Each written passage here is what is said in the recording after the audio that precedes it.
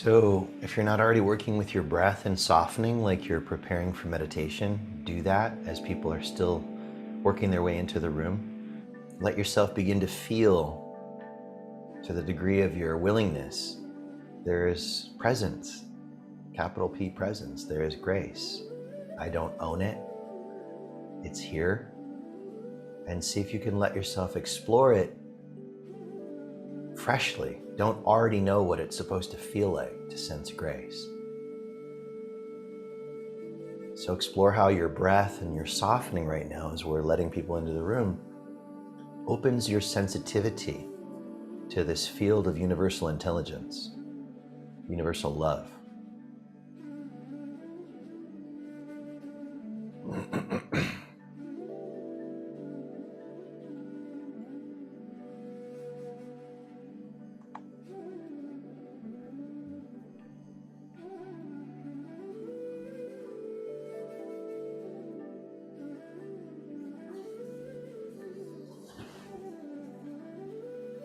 And do check out how you're sitting, because the main practice is going to be a meditation. So see if your seat is supportive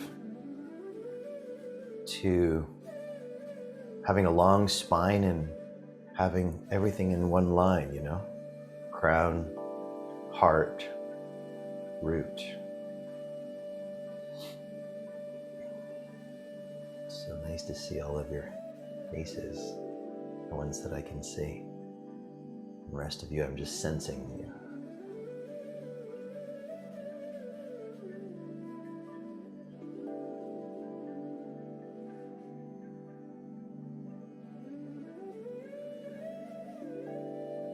Some familiar faces I haven't seen physically in some time.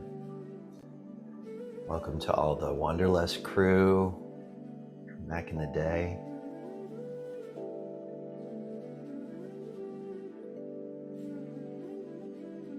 Do you know Wanderlusters or Los Angelinos? I am actively looking for the right fit for a space so that we can gather together in person, not for like a weekly class situation, but for like maybe on a monthly basis or something. So if you are feeling the energy to support that process, look around, find out what's out there, let me know.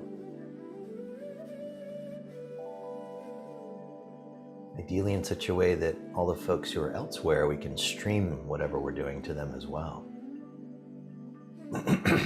Just give it another minute or so for people to work their way into the room, get settled. Turn off anything that's going to distract you, that makes sound. Really give yourself this time, this space.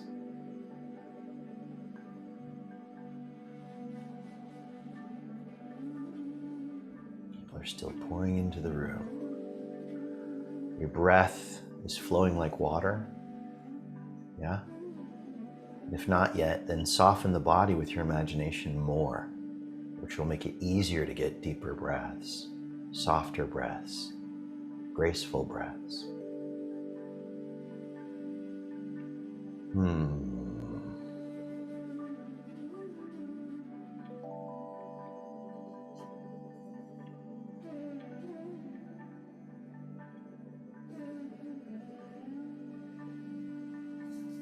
Okay.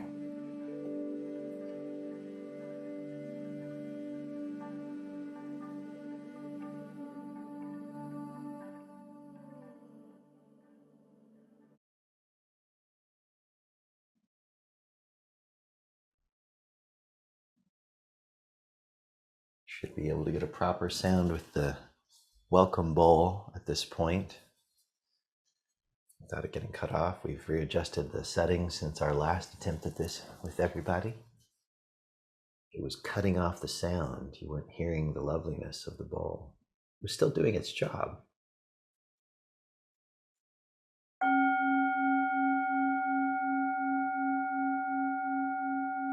Breathe.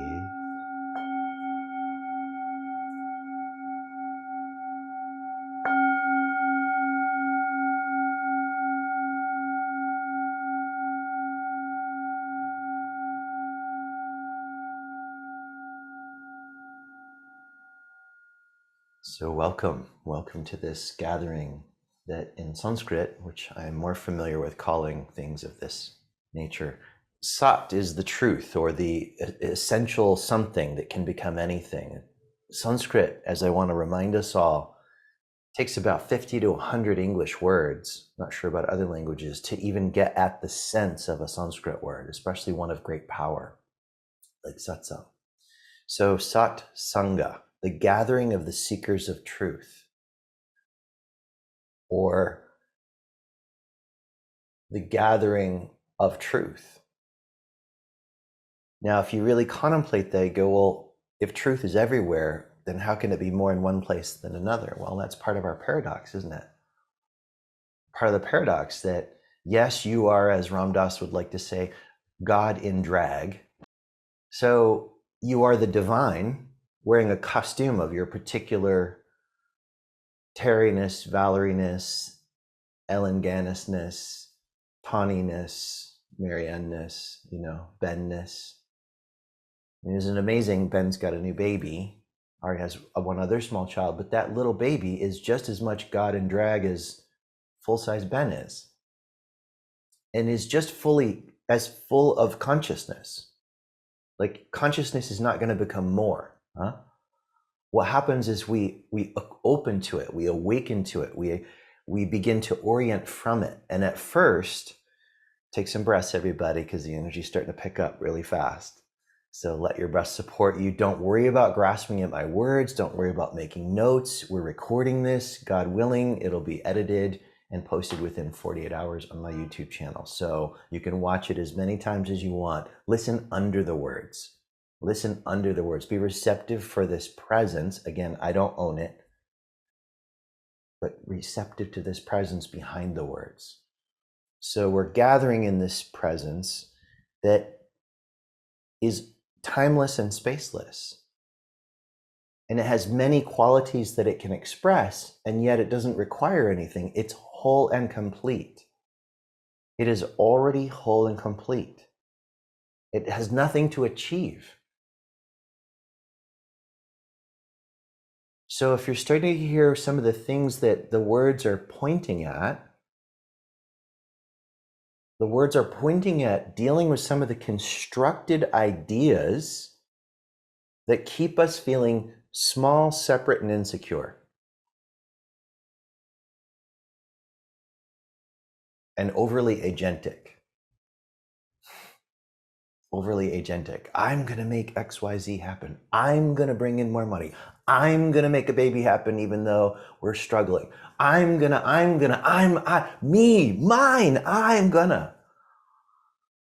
Who is this me? Who is this mini despot, this mini dictator, who's never quite satisfied for more than maybe 5 seconds? I think some of you really, like me, I'm actually salivating just even, I haven't said the words yet, like really good dark chocolate.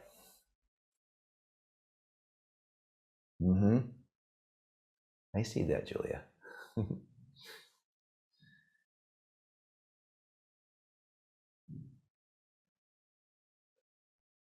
There's a joy in the moment of savoring that very first taste of the thing. The new day has come and you didn't have it earlier in the day, and there's that first bite. In my case, I'm thinking of this raw chocolate mousse that my local store Erewhon makes. That's so delicious. There's avocado and coconut milk or coconut oil and wonderful cacao and some cacao nibs. I know, Julia, it's just hard to hear it, isn't it? This is the nature of craving, which sets up grasping and clinging with the mind. And then before you know it, there's agitation in the system over something that starts off like a pleasant memory of having savored some dark, wonderful chocolate. So this first taste hits the tongue, and the Vijnana Bhairava, this incredible meditation manual from the 6th century, talks about this way of entering meditation, contemplating the moment that the desired object makes contact with one of the senses. That moment of first contact, there's an opening. That brief moment, there's no craving.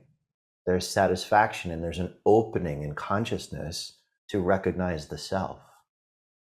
That could be the touch of your lover's hand after days or weeks or months or years apart. That could be the taste of a favorite food, or the first sip of the morning coffee. Those of you coffee drinkers, I know how religious that is for you. That first sip, or maybe it's when you open the new bag of beans for the first time, and that sound, that vacuum unlocks, and you're already like, ooh, and then that smell comes into the air. But see, we grasp onto the object that stimulated the we grasp onto the object and we lose the feeling. And we do it over and over and over and over again until hopefully, ideally, maybe we bump into a situation where we find out there's another option. So welcome to the situation that's represencing another option. The power of grace is within you. Now, grace is a word that we're using in English, and I will tell you, having contemplated it deeply for more than 3 decades, I still struggle to come up with other words to say about it. Once in a while, I'll get a really focused person. What is grace exactly? Exactly. There's nothing I can say that will satisfy that part of our minds, ever. It will never be enough for that part of the mind. It doesn't stop there. That's not the end of the story. We can experience grace, and we don't have to know how to talk about it to fully marinate in it, to fully benefit from it, to fully be moved and led by grace. So here are some words to consider that begin to point at orienting us towards connecting directly. Coherency, flow, awareness of awareness, refined intuition, unexpected and helpful, timely guidance. Unexpected and timely, helpful guidance.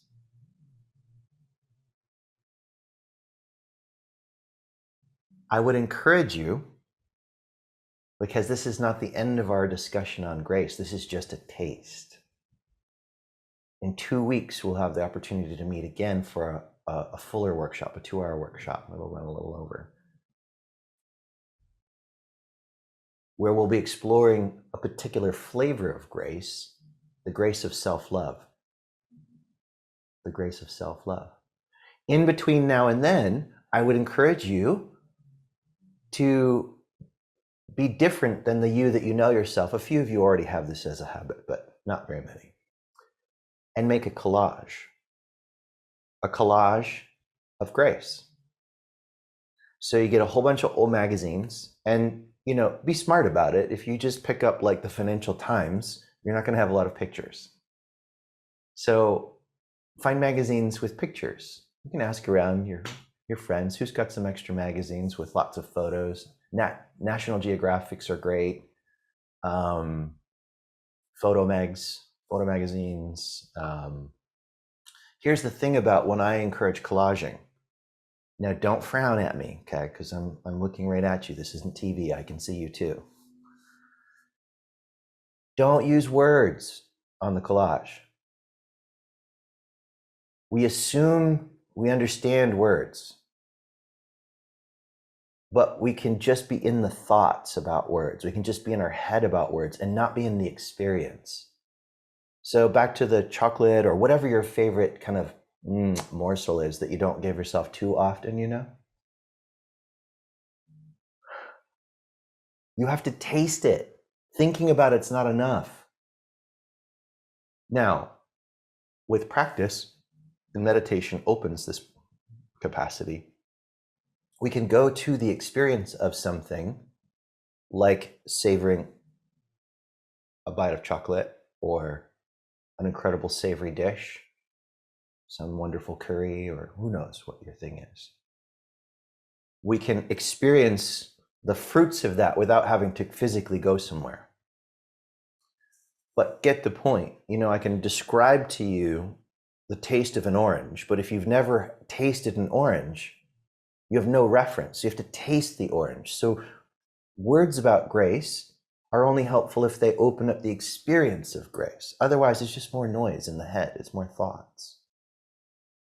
So note that as a principle of awakening to, noticing, and orienting from the grace within you. The power of grace within you is finding a way to deal with thoughts.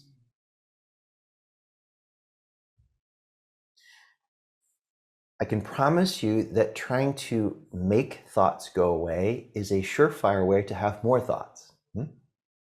Some of you have a lot of experience with this. Somewhere along the lines, many of you got the idea, I had it for the beginning stages of meditation, that meditation meant having no thoughts. And if I was having thoughts, I was having bed meditation. I call bullshit. If you're new to me, yes, I occasionally curse, partially to stop the mind and shock you a little bit. Oh, he's a spiritual guy, he's swearing. Oh my God. Language is made up. Our association with language is made up. If I curse at you in, I don't know, Swahili, maybe one of you would know what I'm saying. So what's the big deal? Come back to grace. Come back to your breath. Come back to softening the body with your imagination. Anywhere in your body, with practice, you can have the feeling like you're opening a fist with your mind. And if it's helpful, if you're newer to working with me, make a fist and open it slowly and get the sense of that feeling, what that feels like, and then make it up that it's easy to send that feeling anywhere in your body. Dealing with thoughts calls for grace, your grace. If you are getting on your own case, you are adding more pollution to the water that you want to drink, that will have to be cleaned. If you're getting on your case, that's not encouraging, that's discouraging. And remember, courage is from the French coeur, to be of heart, of heart.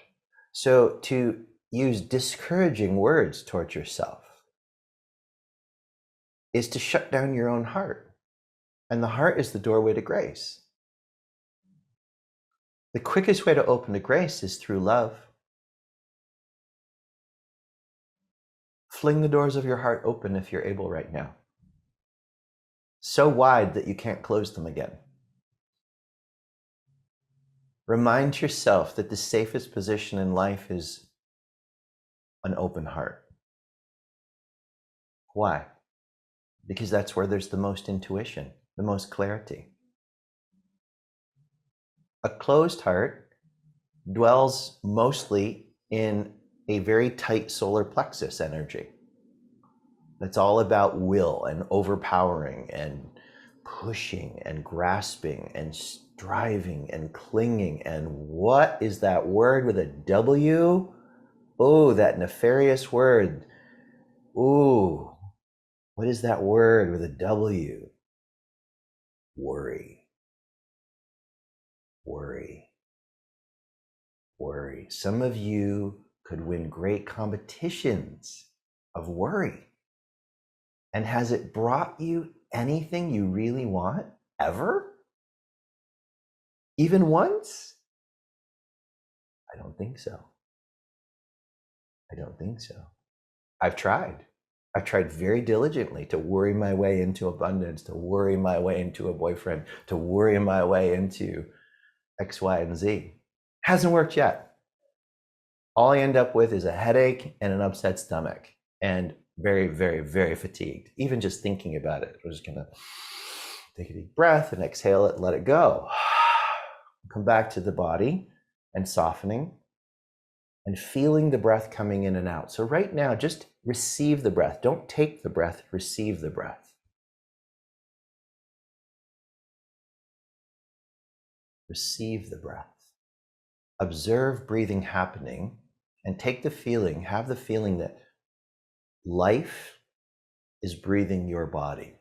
Life is beating your heart. Feel it more than you think it. Orient like you're reading Braille, you use your feeling as opposed to seeing words about things in your head. Check in with, are you making space in your body emotionally and energetically to receive the fullness of breath that actually would help your body to be feeling healthy, present, alert, in tune? Another deep breath. Let go on the exhale.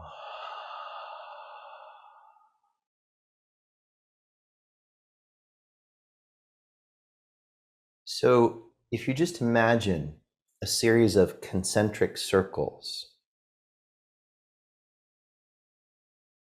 with a dot, just a bindu, a dot in the center, and concentric circles. And we're going to say that these concentric circles represent layers of reality. Layers of reality. So in the center of this particular particle, which is smaller than an atom, which is smaller than a molecule, which is smaller than a cell, these are our concentric circles. The center is that which cannot be divided, cannot be broken down any further, is the power center of the particle, has infinite power. Begin to just contemplate, not in words, but contemplate the feeling of infiniteness. And notice what begins to happen to your inner state, just holding the feeling of exploring the sense of infiniteness. That means no end. So the center of the particle has infinite power, awareness, love, and so much more.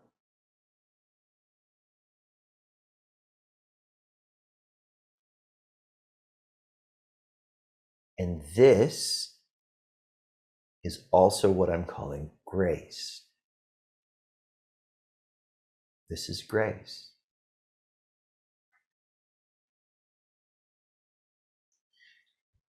It's not Christian grace or Muslim grace or Sri Vidya grace or Zoroastrian grace or atheist grace. It's just grace. And certain folks with their thing want to own it and claim it and say they've got the corner of the market on it, maybe. That's a form of fundamentalism. Don't worry, some lifetime they'll outgrow it. Maybe not this one. But the truth is, grace is freely available to everyone. And interestingly enough, you can't earn it, can never pay it back. I mean, think about some of the grace moments in your life. Really, like let yourself recall some of the moments where something that you thought was never going to happen happened in a beneficial way for you. Some person sends that check and you were just about to, I don't know, have to go on government assistance or lose your place. A check comes. Or something so simple like you're just so parched and dehydrated in some situation and somebody comes in with a fresh glass of water without even being asked. I just thought you might want a good glass of water. That's grace.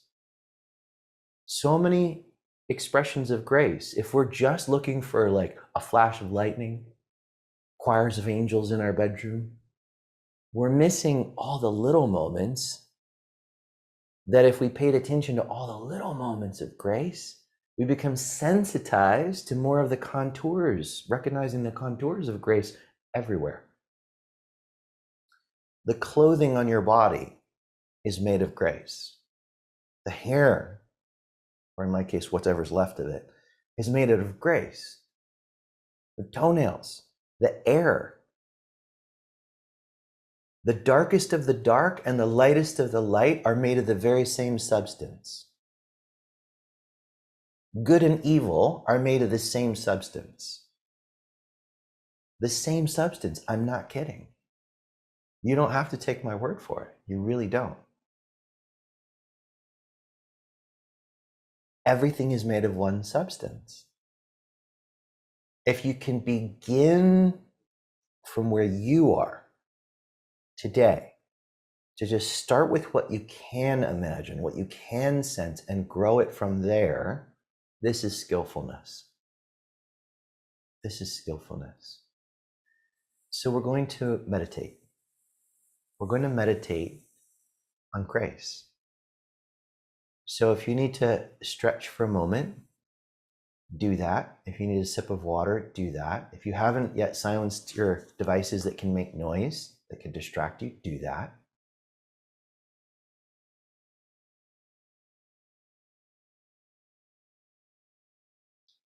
If you want to do the meditation and you don't want my voice, mute me and just benefit from the magnification of our shared space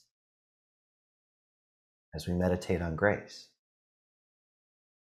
So sit in a way that helps you to feel really good about yourself. And part of the architecture of that, if you can, is to have your hips higher than your knees, whether you're on a chair or on the floor. Have your hips higher than your knees, which preserves the curve in your low back.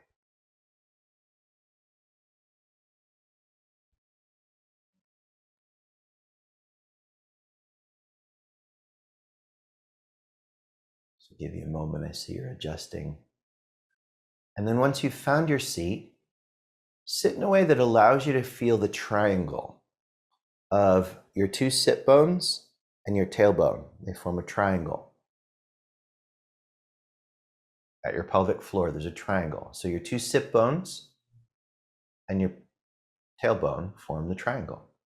Now see if you can sit in a way that your head, neck, and torso are in one long line with the crown of your head mirroring, like right above the triangle at your pelvic floor. It doesn't have to be perfect. You're just sensing it, okay? Exhale perfection. And then gently close your eyes.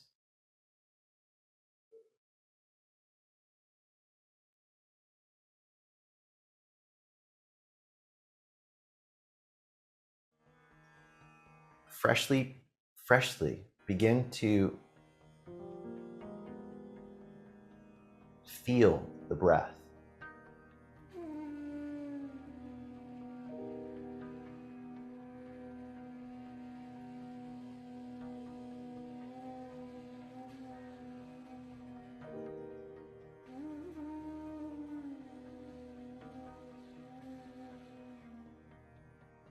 Have the feeling internally that you're comfortably seated in a secluded location that is supremely safe on a beautiful lake untouched by pollution because it is at such a high elevation, surrounded by white mountain caps, dusted in snow. The air is sparkling with the silence you feel after a fresh snow. The air is shimmering with this nectarian silence that you can feel, like after a fresh, big snow.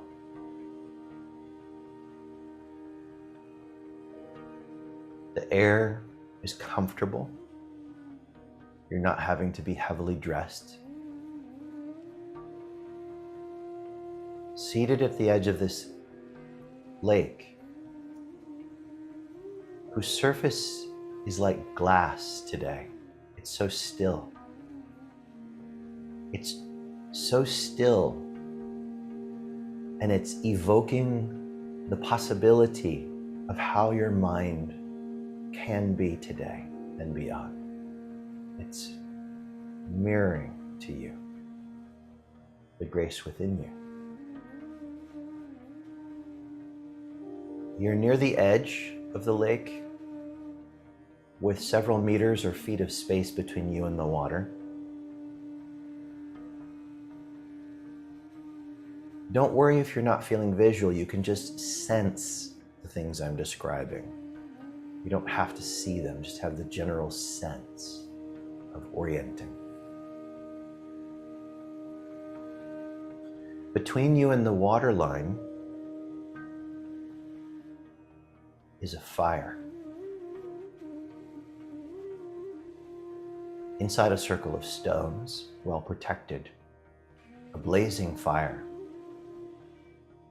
producing warmth and the crackling sounds, the beautiful smell of cedar wood and alder wood and aloe wood, tempting the senses into the dance with grace,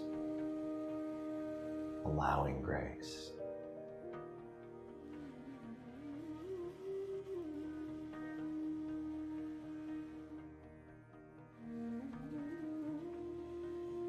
With each exhale, you playfully, creatively offer into the fire, layer by layer, the energies of tension or thinking from anywhere in and around your body.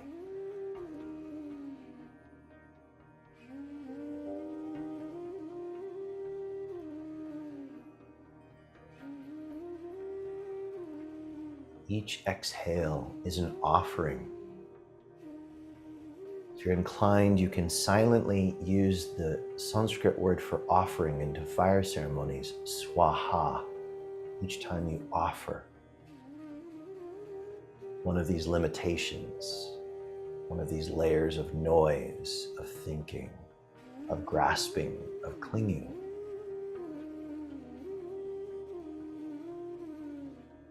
Like offering a cloak that you are wearing, one by one, peeling away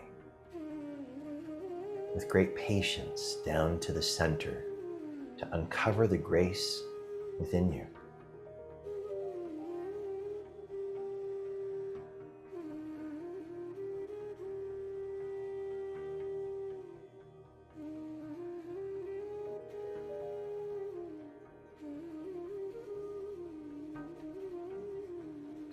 There's no rush.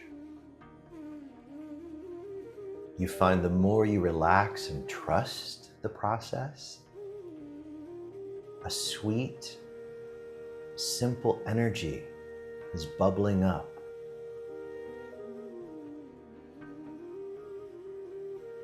A stillness, perhaps some degree of a blissfulness. A simple, delightful silence.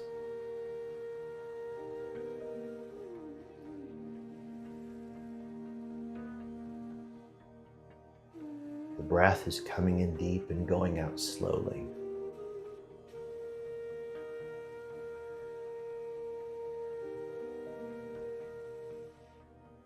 You recognize that the very same infinite grace is moving through the air on every breath, as well as the fire. And a surge of gratitude stirs freshly in the center of your chest.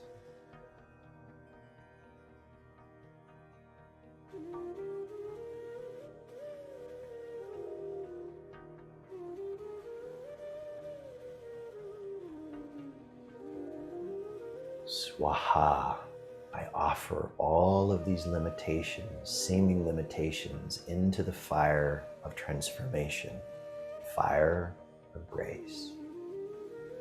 Swaha, swaha. Swaha.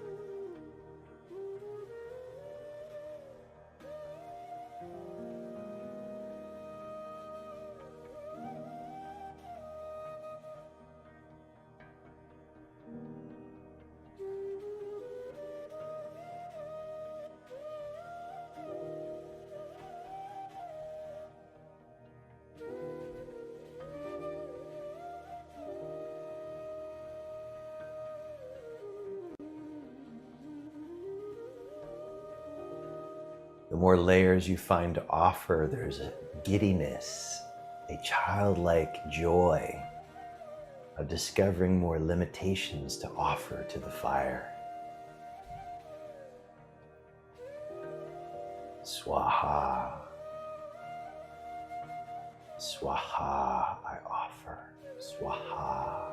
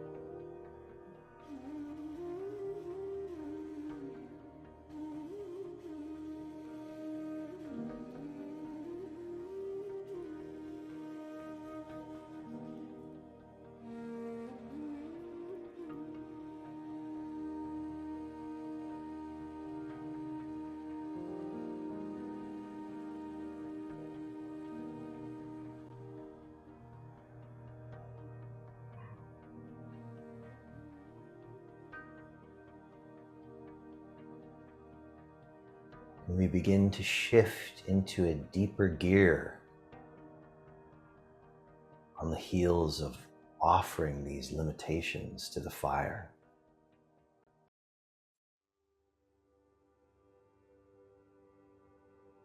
we begin to feel the in-breath coming through the whole front of the body from the fire.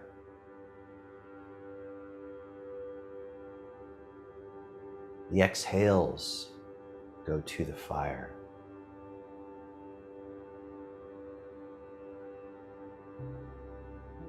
This fire is the fire of the divine mothering instinct of consciousness itself. The mother brings forth all the forms and beings and dissolves them back into herself. And she and you and I are always and already one. As you inhale, breathing in the reminder of the grace of the fire through your whole being, throughout all times and places you have existed, you inhale this graceful fire with the sound of Om, the long silent sound of Om, filling the entire inhale, vibrating and shimmering gently. Openness. The exhale is mingled with the long sound of Ma into the fire. Inhaling Om, exhaling Ma. Inhaling Om, exhaling Ma.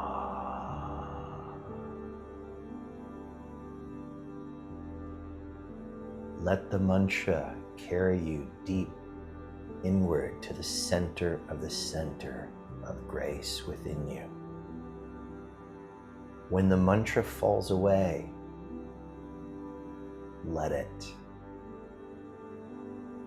If mind returns, pick the mantra and its wonderful, graceful vibration back up until it carries you in and dissolves again. We will sit together in grace in this way. Om Ma.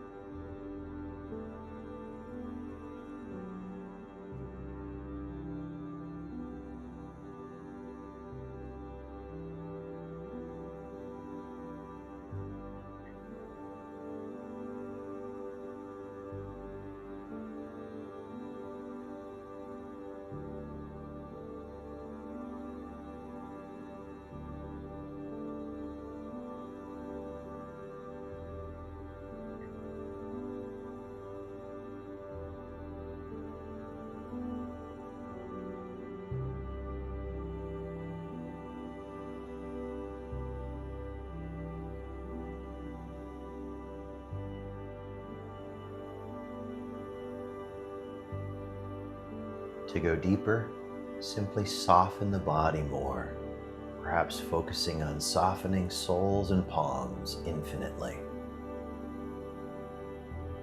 Om Ma.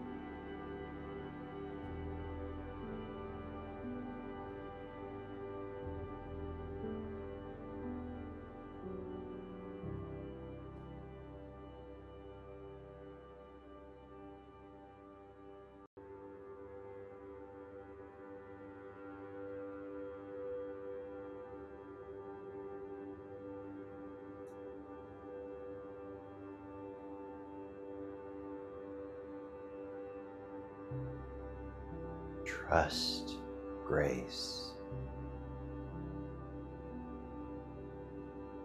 Om Ma.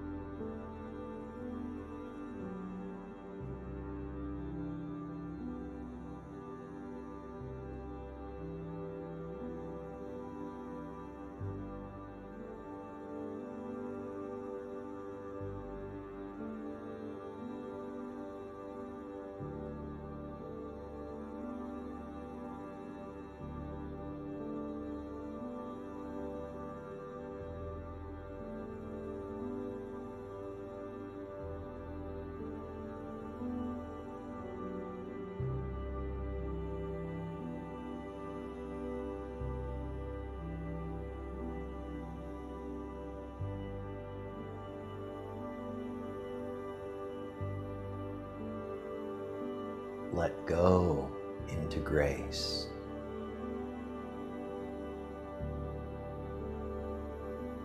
Let grace lift you, uphold you, renew you.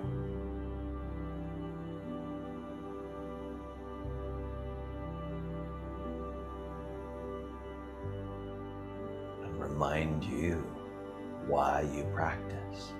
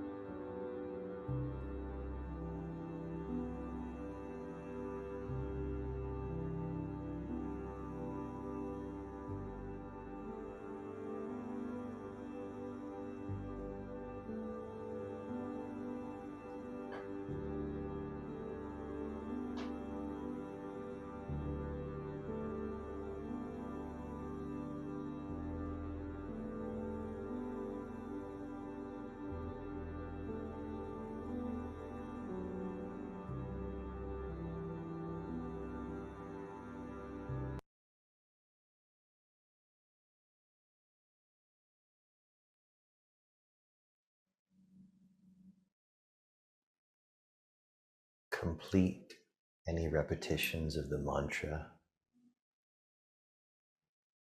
Just be in a few moments of just silence, just being here relaxed, receptive, present.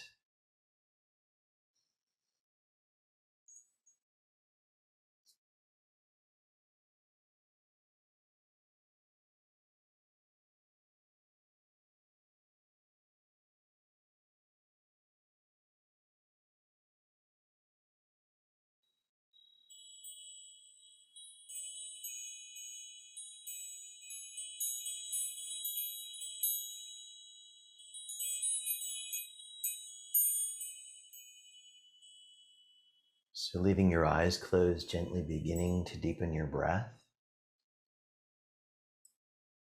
Feeling some stirring, moving into gentle wiggling of fingers and toes. A compassionate stretch for your neck, which has been still for some time. Letting the very last thing you do be the opening of your eyes, only when you feel ready.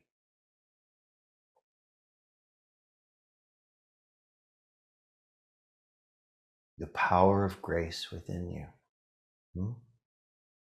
It's infinite, endless, timeless, spaceless, all pervasive. So yes, you exist in your individuality for as long as you do, and you also exist as the all, whether that's yet conscious or you're simply beginning to sense that reality. And many layers in between, including.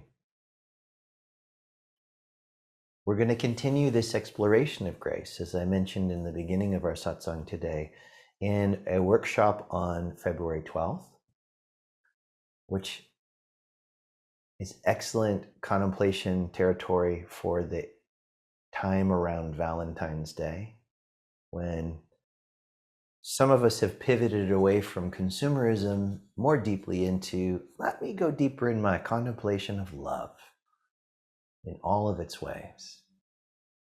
So this workshop is the grace of self-love. We're going to be focusing on the grace of self-love and how that really opens the wider door of big G grace.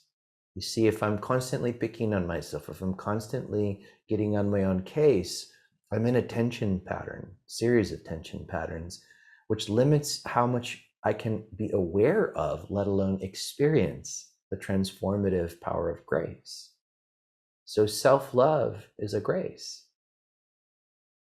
So we do as much as we can to practice with what we have, and that attracts the grace to empower our effort, which deepens our effort, which draws more grace. Do you see? It's symbiotic. It's a circle. So mirror work, I'll remind you, I've talked about it in previous gatherings, is a very simple, powerful daily practice. You could start with 5 minutes. You can do 5 minutes of anything, really, you can. Eye gaze with yourself in the mirror. Start with 5 minutes, and an alarm that's like chimes, something gentle so it's not jarring, especially if you're going to carry on longer than the chime. And you're looking past the physical eyes into the energy that's enlivening those eyes. And then you'll feel that with practice, many of you have done this now, it'll be an unbroken circle. Who's giving? Who's receiving? You can feel like you're receiving tremendous empowerment in the mirror. And if you've never done this, it might sound quite outlandish. How is that possible? Little old me? Yes, little old you. Little magnificent you. Great magnificent you. So here's what's part of this announcement about the workshop. I have some big news to share. Big for some of you, big for me. So it took longer than we expected. We had a wonderful retreat, Living with Grace. Oh, grace again, at the Omega Institute in the fall. Very, very powerful retreat. And we recorded it. And over 15 hours have been put together from that retreat. Not all of it was able to be captured. We captured a lot, though. And I recorded a fresh, new breathwork experience for these retreat recordings. So even those of you who were at the retreat have not done this particular guided breathwork session. And there's just one. Rather than repeat different ones, there's one for you to work with each time you're going to do breathwork as you're listening to the retreat recordings. And you could take them sometimes as a retreat. You could set aside time for yourself. And I would say schedule in time in the days that you're doing your self-directed retreat for movement of some sort, whether that's yoga or tai chi or running, some movement, you want to integrate what you're awakening to into the body. Now, here's the exciting part that I'm Happy to tell you. So we managed to keep the price really, really low. It was going to be like $200. We got it down to $99. And then if you purchase the retreat recordings, I want to gift you, I am gifting you the workshop on February 12th, which would have been $49. So if you just want to do the workshop, you can just do the workshop.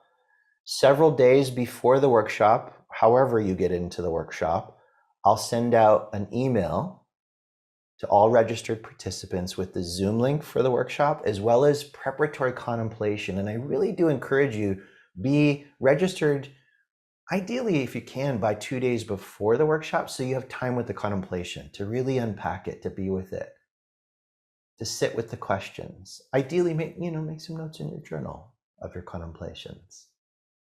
So I'm going to give you the link here.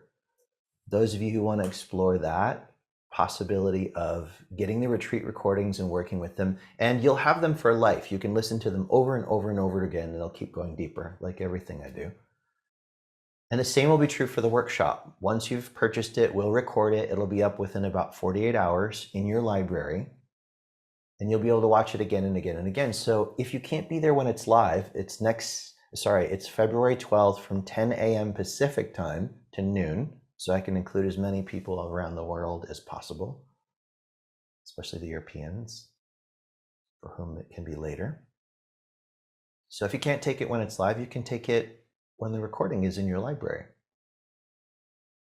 So I'm just going to open it up and see, because I don't feel a great need to rush out of here.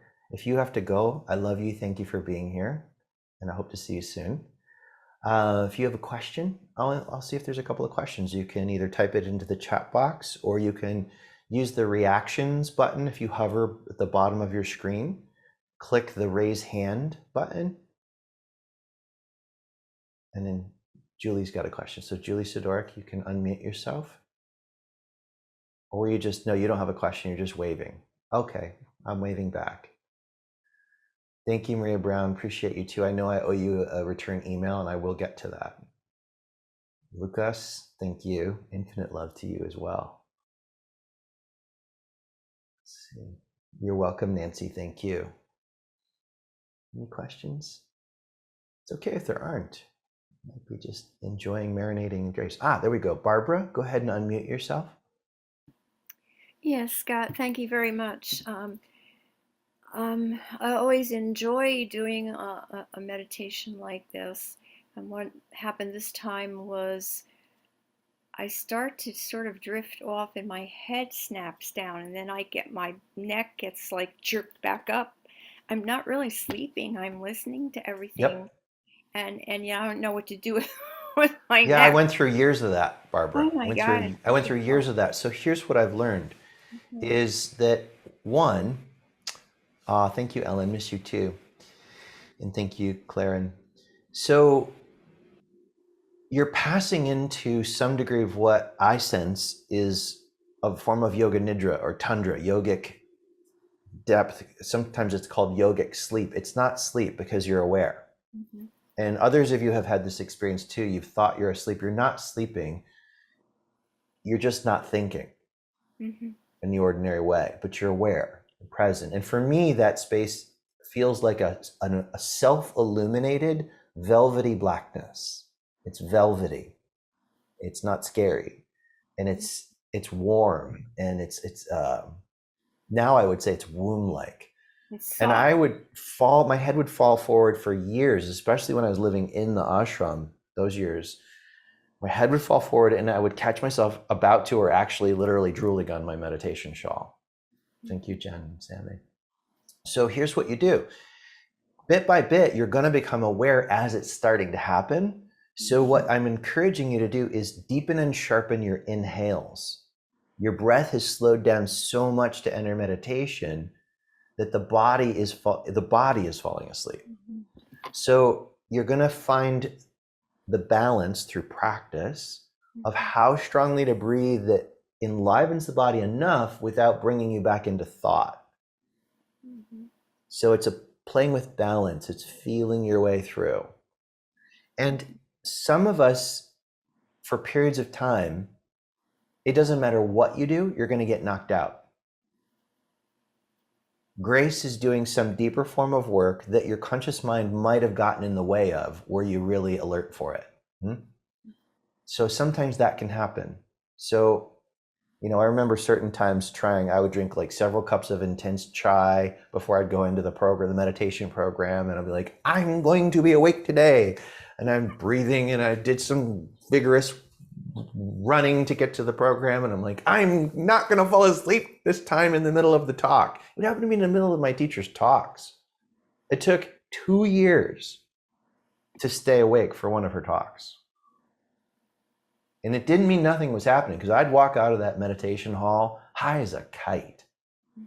No matter what I remembered, grace was working. So I hope I've touched on enough different possibilities that you can. Yeah, the frightening part is that the vertebrae snap, and I already have neck issues. So maybe what you do is you see if you can train yourself then, and not everybody can, it took me years to learn how, to lay flat for meditation. Lay flat. Then your spine is long. You're not wondering about, am I going to do something with my neck, right? And the same thing will apply as you want to deepen your inhales if you start to feel like you're passing out.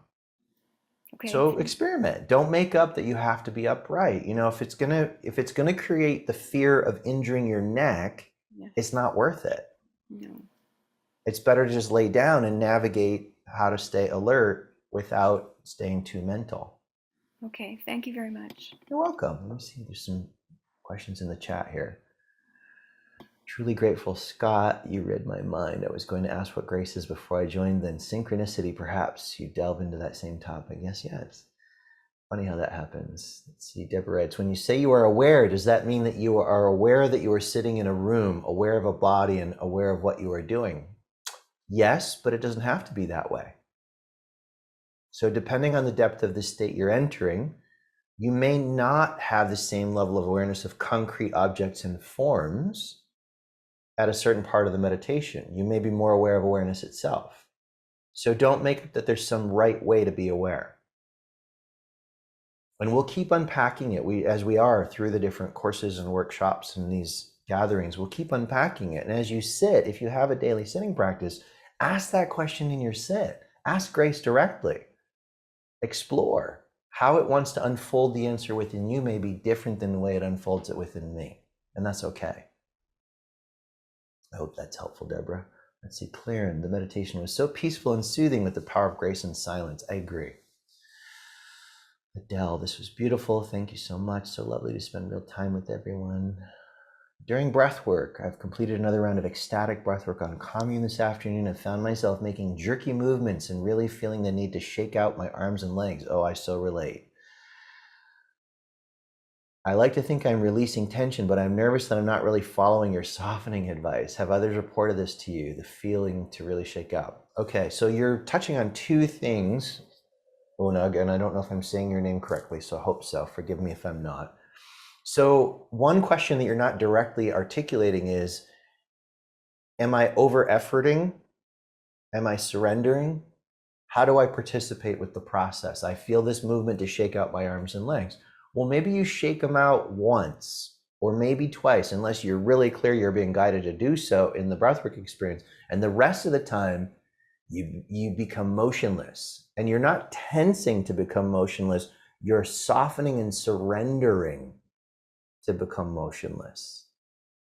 And whatever sensation moves through, you send breath in there and let go on the exhale, instead of depending on you actually trying to move the body to release tension. If the body moves spontaneously, let it, but let go of trying to make anything happen in the process. See if that helps, Unag. You can reply in the comments if I've answered your question. Kay, thank you so much. Beautiful space. Lovely take on grace. Thank you, Kay. Lee Moore, great to see you. You're welcome. Anyone else have a question? Otherwise, I'll set us all free into experimenting with what we've tried on here today, into the day, into the night. Some of you, maybe it's tomorrow where you are. Hello to the future. All right, let's see if there's any last questions. Cam, let's see. Oh, wait. Let's see, another question here. Is grace like the life force that it is in us? It's not like the life force, it is the life force. The life force within us and the grace are made of the same substance.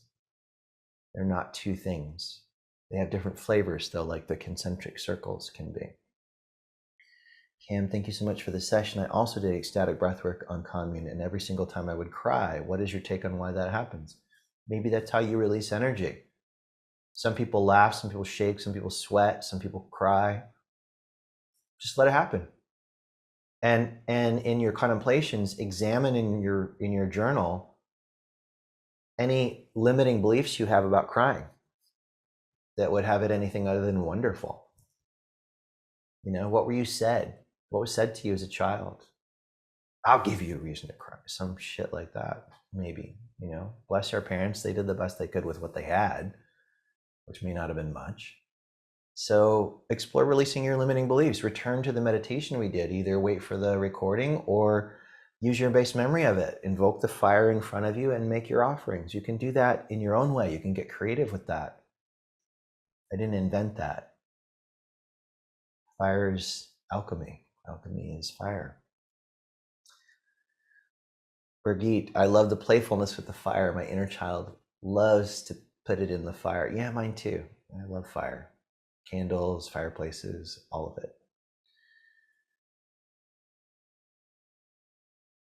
Sometimes the tears are love leaking out.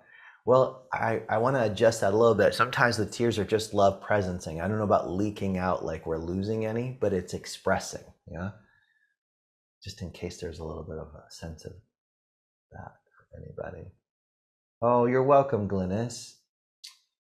All of you, thank you so much. I read all these comments while you're here. I'm learning because as soon as I exit this, they all go away. I don't see your wonderful, beautiful comments. So let's seal this gathering with an Om, yeah? An Om and an offering for all beings. So take one cleansing breath. Let go on the exhale. Inhale into the deep heart.